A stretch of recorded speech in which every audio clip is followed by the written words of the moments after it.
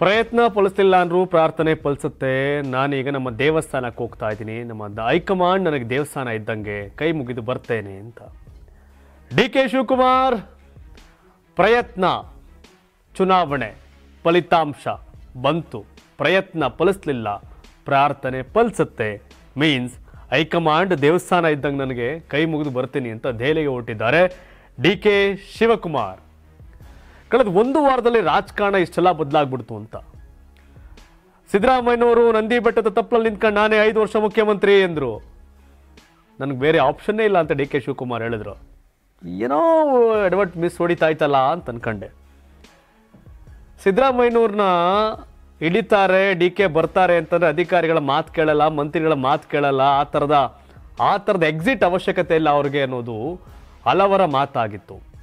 DK Shivakumar ಬೆಂಬಲಿಗ ಶಾಸಕರು ಶಿವಗಂಗಾ ಬಸವರಾಜ್, ನಮ್ಮ ಇಕ್ಬಾಲ್ ಹುಸೇನ್, ಮಾಗಡಿ ಬಾಲಕೃಷ್ಣ ಅವರೆಲ್ಲ DK CM ಅಂತ ಇದ್ರು. ಇತ್ತ ಕಡೆ ಅಧಿಕಾರಿಗಳಲ್ಲಿ ಮಾತು ಕೇಳ್ತಾರೆ.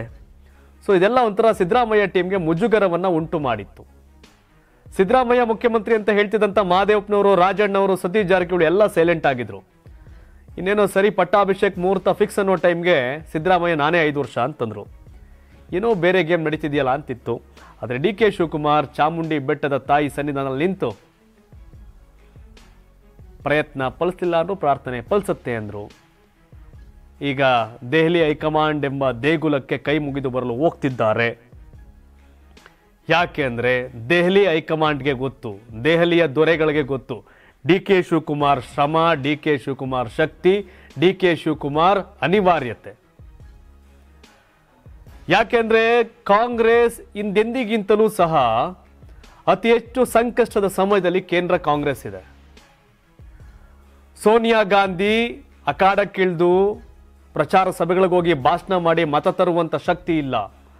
ರಾಹುಲ್ ಗಾಂಧಿ, ಪ್ರಿಯಾಂಕಾ ಗಾಂಧಿ, ರಾಹುಲ್ ಗಾಂಧಿ ಪ್ರಧಾನಮಂತ್ರಿ ಆಗ್ಬೇಕು ಅನ್ನೋದು ಇದೆಯಲ್ಲ, ಕೇಂದ್ರದಲ್ಲಿ ಕಾಂಗ್ರೆಸ್ ಅಧಿಕಾರಕ್ಕೆ ಬರಬೇಕು ಅನ್ನೋದು ಇದೆಯಲ್ಲ, ಅದೆಲ್ಲ ಆಗ್ಬೇಕು ಅಂದ್ರೆ DK ಶಿವಕುಮಾರ್ ಟೈಪ್ ಒಂದು 3-4 ಜನ ದೇಶದ ಪಾರ್ಟಿಗೆ ಇರಬೇಕು. ಕಾಂಗ್ರೆಸ್ ಇಂದ ಒಬ್ಬೊಬ್ಬರೇ ನಾಯಕರು ಕಿತ್ಕೊಂಡು ಬಿಜೆಪಿ ಸೇರ್ಕೊಂಡವ್ರೆ. ಆದ್ರೆ ಎಷ್ಟು ಆಮಿಷ ಒಡ್ಡಿದ್ರು, ಎಷ್ಟು ತೊಂದರೆ ಕೊಟ್ಟರು, ಕಾಂಗ್ರೆಸ್ನ ಬಿಡದೆ ಕಾಂಗ್ರೆಸ್ ಅಲ್ಲೇ ಕೂತು ಕಾಂಗ್ರೆಸ್ ಅನ್ನ ರಕ್ಷಣೆ ಮಾಡ್ತಿರ್ತಕ್ಕಂಥ, ಕಾಂಗ್ರೆಸ್ ಅನ್ನ ಕಾಪಾಡ್ತಿರ್ತಕ್ಕಂಥ DK ಶಿವಕುಮಾರ್. ಏನ್ ಜಾಸ್ತಿ ಹೊಳ್ತಾ ಇದ್ದೀರಾ ಶಿವಕುಮಾರ್ ಅನ್ಕೋಬೇಡಿ. ಅಮಿತ್ ಶಾನ, ಮೋದಿನ ಯಾವ ಕಾಂಗ್ರೆಸ್ ನಾಯಕರು ಎದುರಾಕೊಳ್ಳಲ್ಲ. ಭಾಷಣ ಮಾಡ್ಬೋದನ್ನ ಪ್ರೆಸ್ ಮೀಟ್ ಅಲ್ಲಿ, ಆದ್ರೆ ಅಖಾಡಕ್ಕೆ ಬಂದಾಗ ಓಡೋಗ್ಬಿಡ್ತಾರೆ, ರಾಜಿ ಆಗ್ಬಿಡ್ತಾರೆ. ಆದ್ರೆ ಅಮಿತ್ ಶಾ, ಮೋದಿ ಅವ್ರ ಜೊತೆ ರಾಜಿ ಆಗದೆ ರಾಜಕಾರಣ ಮಾಡಿದಂತ ಕಾಂಗ್ರೆಸ್ನ ಏಕೈಕ ವ್ಯಕ್ತಿ ಇತ್ತೀಚೆಗೆ ದೇಶದಲ್ಲಿ ಅಂದ್ರೆ ಅದು DK ಶಿವಕುಮಾರ್. ಸೊ ಈ ಕಾರಣಕ್ಕೋಸ್ಕರ ಹೈಕಮಾಂಡ್ ಎಂಬ ದೇಗುಲಕ್ಕೆ ಕೈ ಮುಗಿತಾರೆ. ಆ ದೇವ್ರಿಗೆ ಗೊತ್ತು DK ಶಿವಕುಮಾರ್ ಪ್ರಯತ್ನ ಏನು, DK ಶಿವಕುಮಾರ್ ಪ್ರಾರ್ಥನೆ ಏನು ಅಂತ. ಸೊ ಹಾಗಾಗಿ ಪ್ರಯತ್ನ ಫಲಿಸದಿದ್ದರೂ ಪ್ರಾರ್ಥನೆ ಫಲಿಸುತ್ತೆ ಅನ್ನೋ ಮಾತು DK ಶಿವಕುಮಾರ್ ಅವ್ರದ್ದು. ಅದು ಸತ್ಯ ಆಗುವ ಟೈಮ್ ಹತ್ರ ಬರ್ತಿದೆ. DK ಶಿವಕುಮಾರ್ಗೆ ಹಾದಿಯನ್ನ ಹೈಕಮಾಂಡ್ ಸುಗಮ ಮಾಡ್ತಿದ್ದಾರೆ. ಸಿದ್ದರಾಮಯ್ಯನವ್ರಿಗೆ ಹೈಕಮಾಂಡ್ ಮಟ್ಟದಲ್ಲಿ ಬೇರೆ ಬೇರೆ ಜವಾಬ್ದಾರಿಗಳನ್ನ ಕೊಟ್ಟು ಗೌರವಯುತವಾಗಿ ಕರ್ನಾಟಕ ಮುಖ್ಯಮಂತ್ರಿ ಸ್ಥಾನದಿಂದ ಕೆಳಗಿಳಿಸಿ DK ಶಿವಕುಮಾರ್ಗೆ ಪಟ್ಟಾಭಿಷೇಕ ಮಾಡುವಂತ ಮುಹೂರ್ತ ಫಿಕ್ಸ್ ಆಗಿದೆ. DK ಶಿವಕುಮಾರ್ ನಂತರ ಸಿದ್ದರಾಮಯ್ಯನವರು ಕೂಡ ಹೋಗ್ತಿದ್ದಾರೆ. ಅವರು ಕೇಂದ್ರ ಸಚಿವರನ್ನು ಭೇಟಿ ಮಾಡಿ, ಹೈಕಮಾಂಡ್ನು ಭೇಟಿ ಮಾಡಿ ಬರ್ತಾರೆ. ಅದೇ DK ಶಿವಕುಮಾರ್ ಮುಖದಲ್ಲೆಲ್ಲೂ ಕೂಡ ಬೇಸರ ಇಲ್ಲ, ನಿರಾಸೆ ಇಲ್ಲ. ಇನ್ನು ಆ ಗತ್ತು ಗೈರತ್ತು, ಎಸ್ ನನ್ಗಾಗತ್ತೆ, ನಮ್ಮ ದೇವ್ರು ಒಳ್ಳೇದು ಮಾಡುತ್ತೆ, ನಮ್ಮ ದೇವ್ರು ಸೋನಿಯಾ ಗಾಂಧಿ, ರಾಹುಲ್ ಗಾಂಧಿ ಇವರೆಲ್ಲ ಕೈ ಹಿಡಿತಾರೆ ಅಂತ ಹೋಗ್ತಿದ್ದಾರೆ. ಕೈ ಹಿಡಿಯಬೇಕು. DK ಶಿವಕುಮಾರ್ಗೆ ದೇವರು ಹೈಕಮಾಂಡ್, ಸೋನಿಯಾ ಗಾಂಧಿ, ರಾಹುಲ್ ಗಾಂಧಿ.